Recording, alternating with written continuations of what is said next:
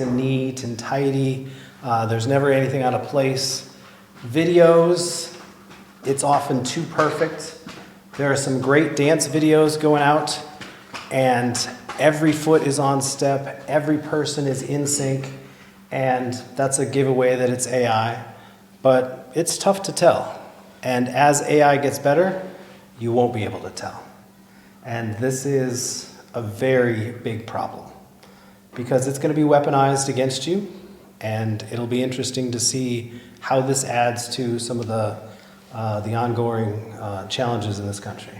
So it's my understanding that whenever AI touches a student's paper, a picture, creates a video, writes a song, there is data intrinsic in the package that will tell me, if I'm intelligent enough to find it, that AI was involved in. So this has come out this summer. Claude, Anthropic, one of the major companies, has said they're going to put a watermark, a digital footprint to show that it was AI generated. But you don't think students are going to figure out a way around that in the next 3 months? And then most of us, when we encounter things, when I'm swiping through my phone at night because I'm bored, do you really think I'm going to look at the data to see if it was AI generated or not? Well, before you share it, I hope you do. If it's funny, I'm going to share it, right? Right? If it's funny, you're going to share it. This is just human nature, right? I'm a scientist. I pass things on way too fast, and I'm scientifically trained. It would be great if we all shared her sentiment, that we looked and validated things before we sent it on. That would slow down your scroll. Not people. People aren't going to do that. Right. Absolutely. They're not going to take time to use So that. there is currently a push to have all AI things marked. It'll be interesting to see how it's rolled out. It's new this summer, and I imagine there's going to be a swift backlash the other direction.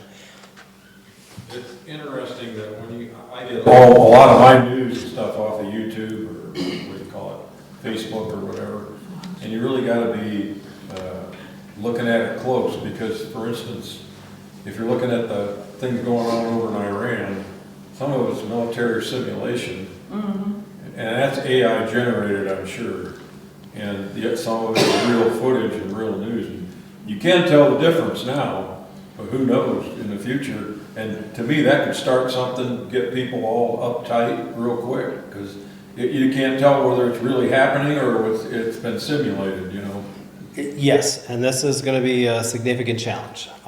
Right now, I don't know that the AI is perfect enough to fool everybody, but it'll get there soon enough. It'll certainly be interesting. All right, we have tracked down many of the paths that I thought we might track down today. We've heard from 3 or 4 of the same people a couple of times. Do we have anybody else here that has any comments, questions, concerns before I go and ask another question? Yeah.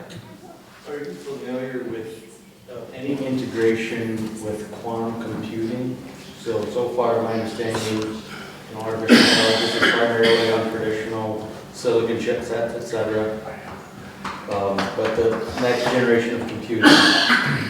Okay, so his question is, currently AI is done on standard-ish type computers, not exactly the system you have at home, but a relative of the system you have at home, multiplied by a few million times.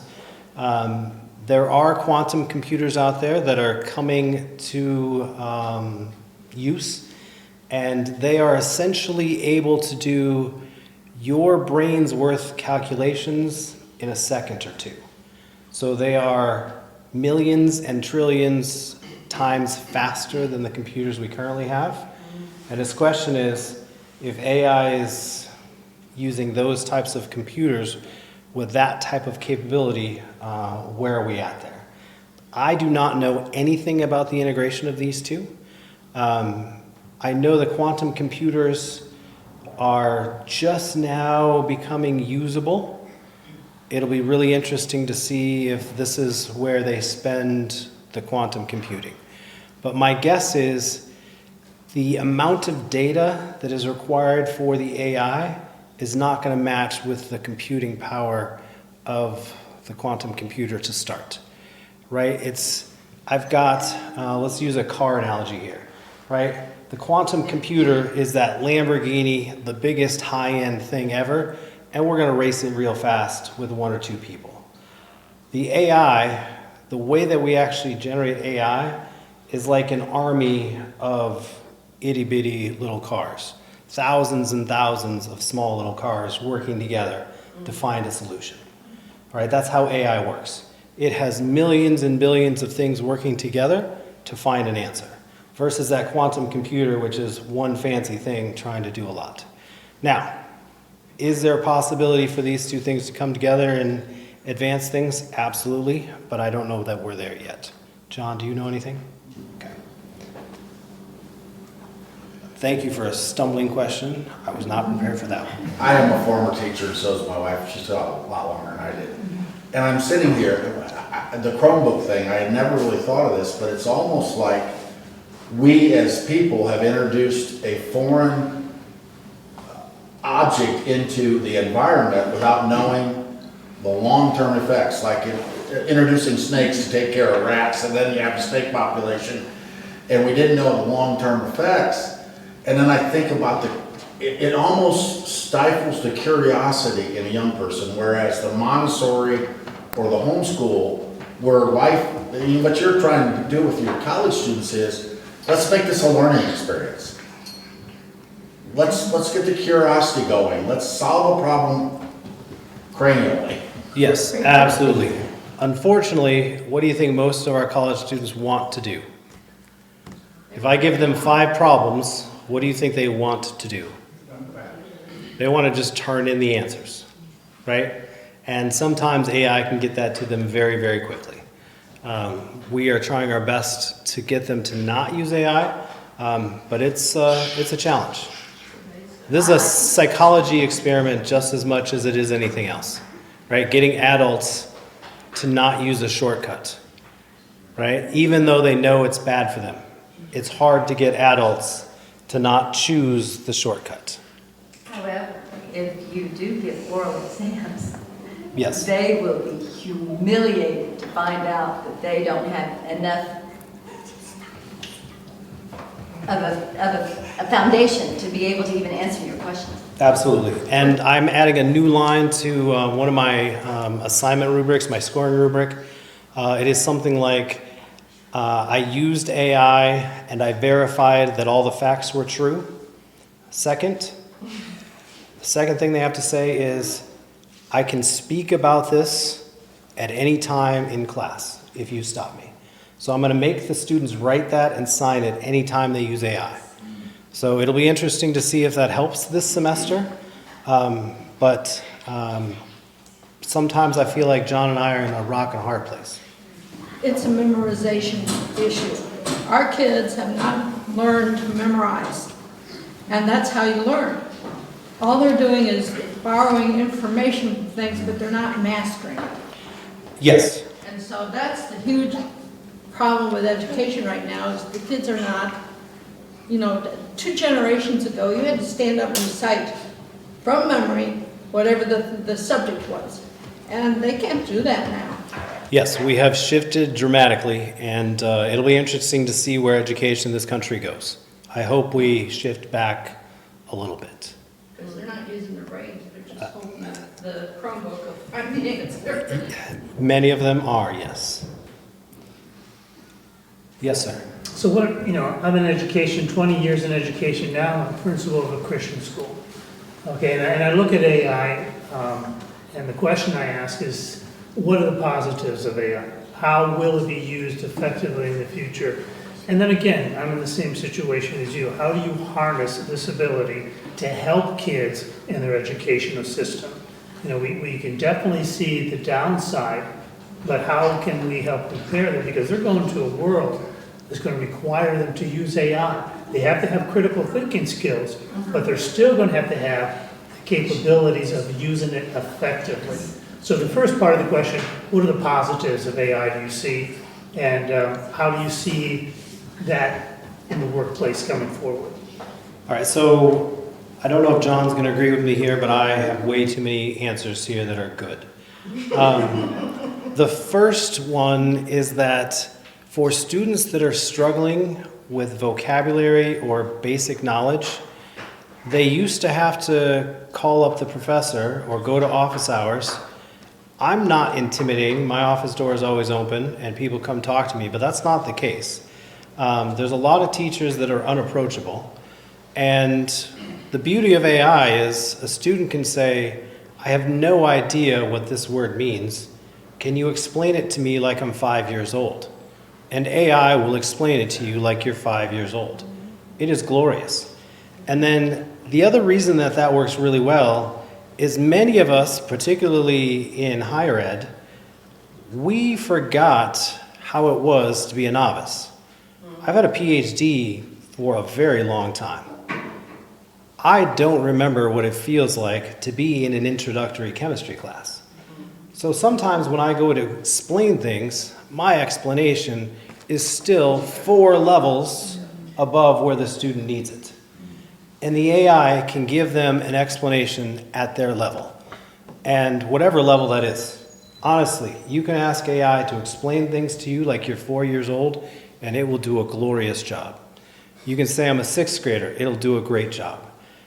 So that is one place where I think it's exceptional. The other thing that I love about it is that it can be used as a study tool to study anytime, any place with a partner. Most of us had friends, not all of us had friends. I have students at Trine that haven't made friends yet after 4 or 5 semesters. I have a few girls that just painfully don't talk to other human beings. So for them, they can open the AI and they can say, quiz me about this topic. And the AI will generate questions and then give feedback. Am I on the right track? Do I need to study more? Now, most of the time the AI wants to provide answers. So to do that, the students have to be very, very specific and say, ask me the questions, don't give me the answer, maybe give me a hint, and the AI will do that very, very well. Now, the question is, how many students are dedicated enough to actually pull that off? Right? Many of them just want the answer. But it could be used as a tutor very, very easily. And that is something it does really, really well. A year and a half ago, I started asking AI to help me become a better writer, a storyteller. I didn't stick with it very long. Again, ADHD. It felt great for a week and then, it was gone. But it set up a study plan for me, gave me tasks to do, and it is a very great way to learn new material if you're not asking for answers. All right, the other thing here is I think it is exceptional at brainstorming ideas. And I know a lot of you think you're creative. A lot of you probably are creative. I am not very creative. I am really good at logistics. I am really good at preparing. I am really good at making sure things are organized and ready to go. But the creative part for me, not so great. And then remember, most of my students, when they walk into my class, they've never seen environmental engineering before. They don't have any ideas about what it is. So the AI, it knows everything, right?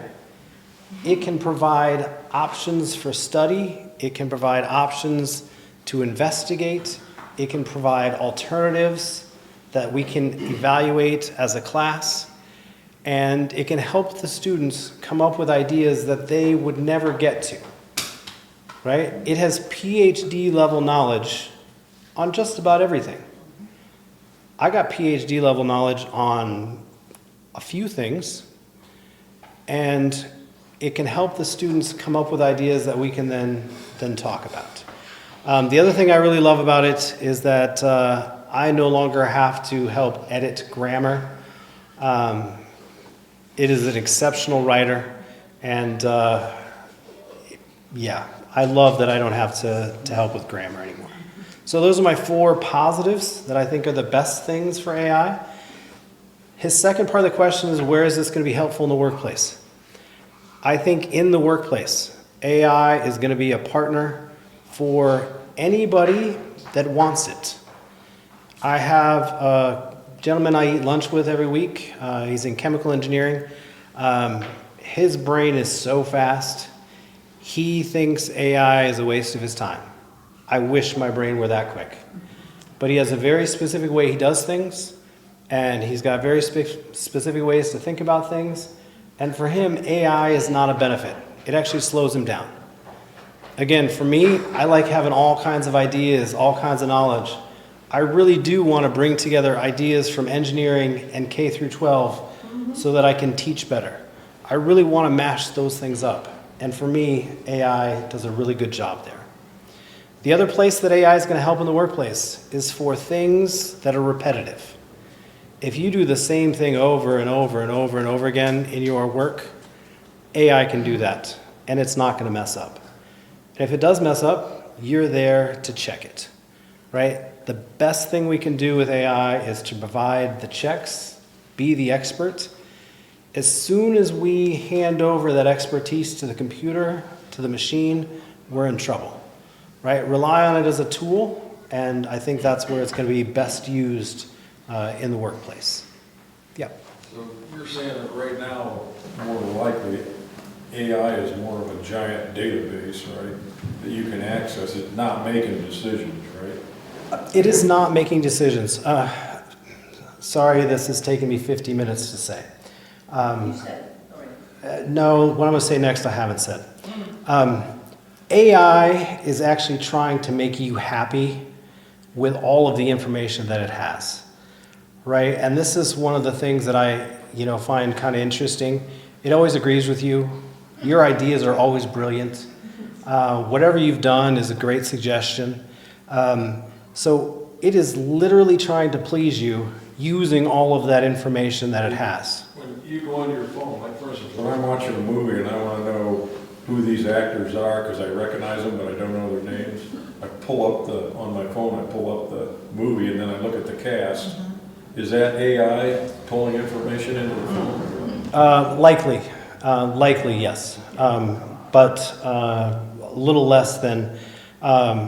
What AI could truly do is if you open up perplexity.ai and you could say there is an actress or an actor, they're Swedish, I've seen them in a couple of different things, they're famous for this and that, give it no other details, it's going to find your actress or your actor for you. Yeah. That's the crazy But part. that is artificial intelligence. A little bit, yes. Phone, Yep, right? a little bit. The more dynamic example with your TV is the suggestions, right? Your Netflix looks very different than my Netflix. Your Amazon Prime looks nothing like my Amazon Prime. When we were growing up, we all had the same TV guide, right? Everybody in here has a different TV guide. You do recognize that, right? Your Netflix, your Amazon Prime does not look like your neighbor's. And if your wife and you have a separate account, your wife's does not look like yours. At our house, everything is under my name or one of the kids' names, and it is very, very different. The children in our house all love fantasy. I watch soccer and women's basketball, and our two TV systems look very, very different. All AI. Back to your concern, this is the mom in me, but the student who's not really fitting in or whatever, I'm just thinking that's a big concern for me, because if they can rely on AI, the kids who are more prone and watching all these screens all the time to be introverted and not to be in group settings, they're going to go inward, and we're going to just have more of that isolation and relying on that instead of human interaction. Yes, and one of the things we love at Shrine is that the kids are in class, they're seated, and we're working hard. But the scenario in your eyes is likely much worse. Folks are no longer going to real psychiatrists for help. They're doing video calls even less.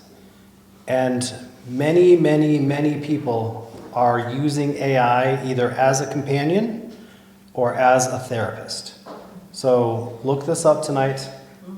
You are not going to like what you find, but many, many, many people are using AI as a therapist. And just screens in general as friends. Yes, yes. So there's an emotional danger to AI? There appears to be an emotional danger, yes. There have been a few cases where there was an emotional attachment, and it's only happened maybe less than 5 times.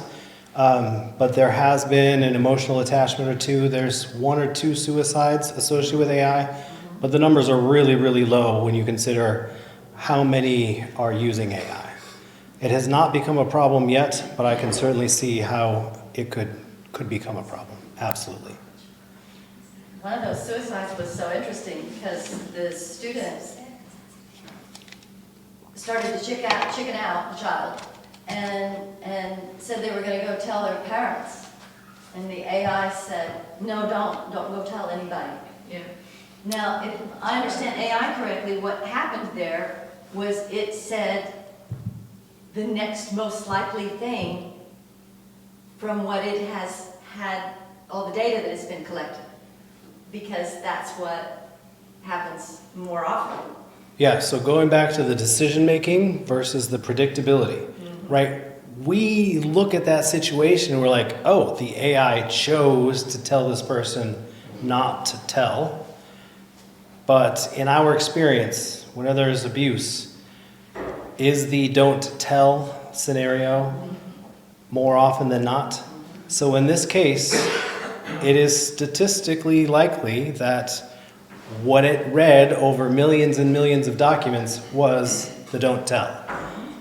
But in the abstract, it feels like the AI told this person not to tell, right? That's what it feels like to us, right? The computer told this person not to.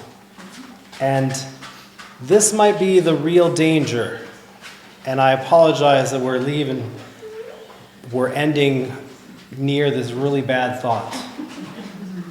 The danger here is that you actually think the AI is real. You got to remember, this is a computer program. There is only a few real things about it. And then the other really interesting thing that she just kind of highlighted here. The AI is a reflection of humanity.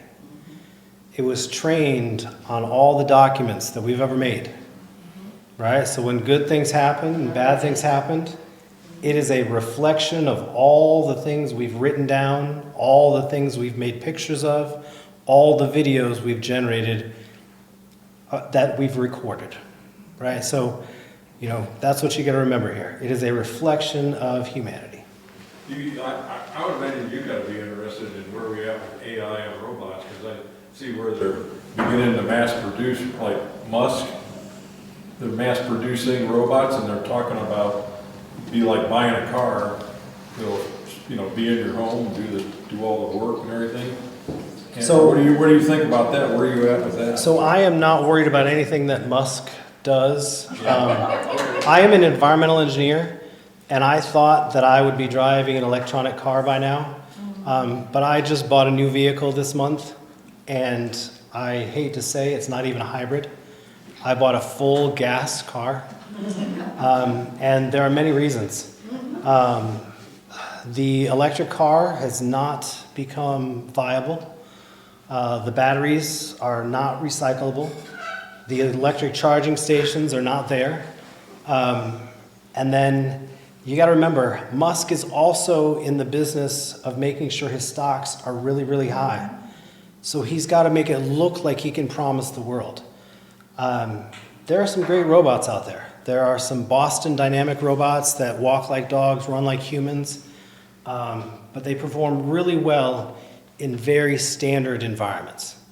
Human beings were built to walk on irregular environments, and they can't do that yet. So I'm not worried about it That's yet. the thing you don't know. You don't know if there's some guy back there doing the remote control bit with those things that are on, you look at YouTube. Yeah. And companies have gotten caught doing that for self-driving cars.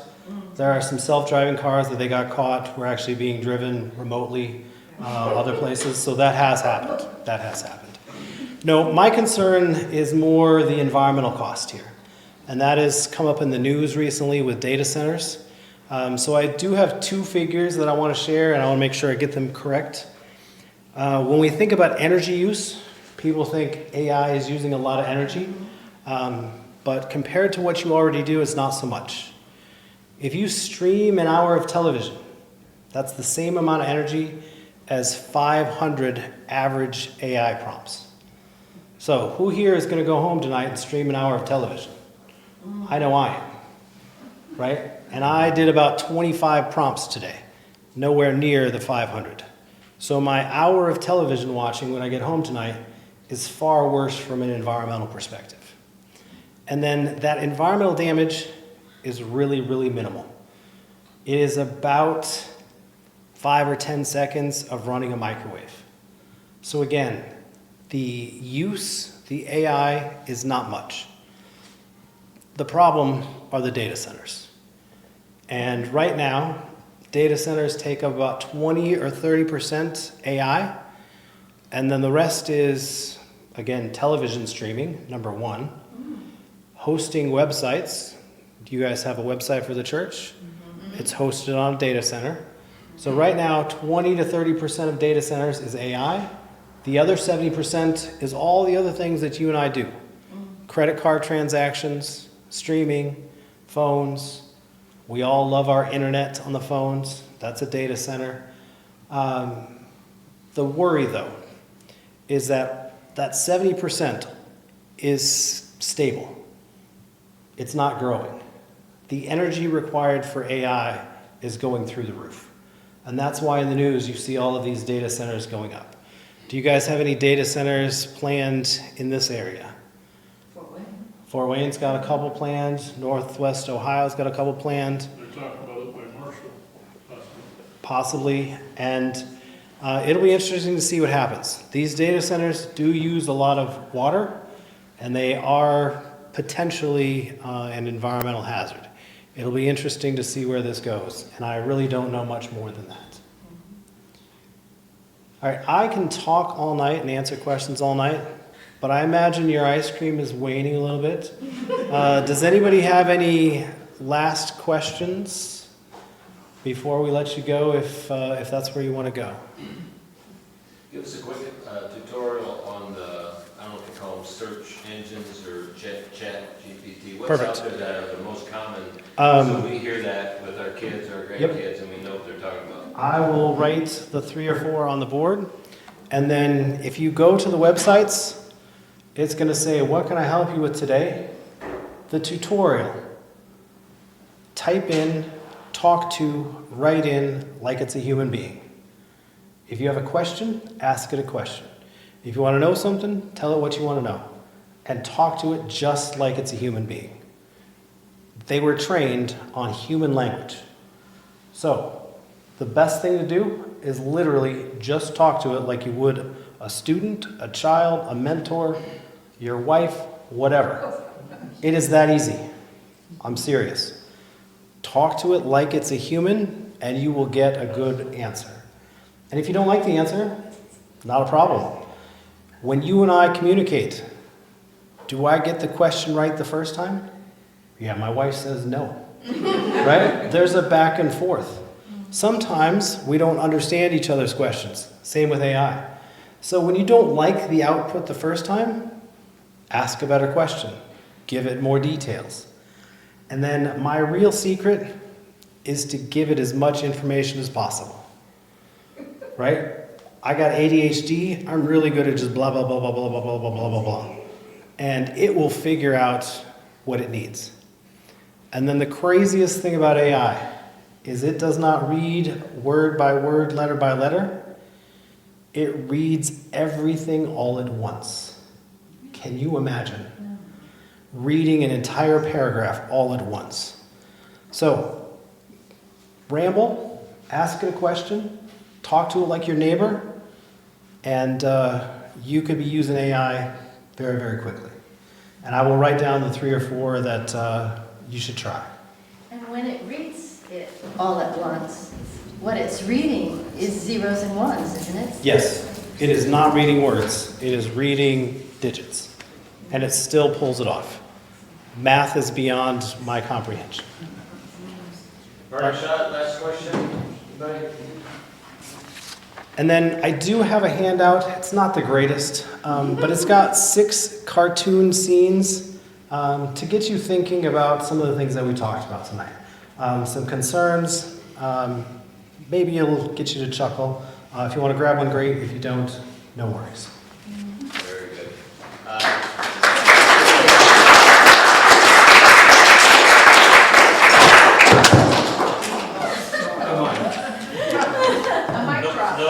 No FYI next week, couple weeks, we've invited Tammy Smith from Sturgis Bank, kind of a follow-up from Jason Hiska the other day, who spoke on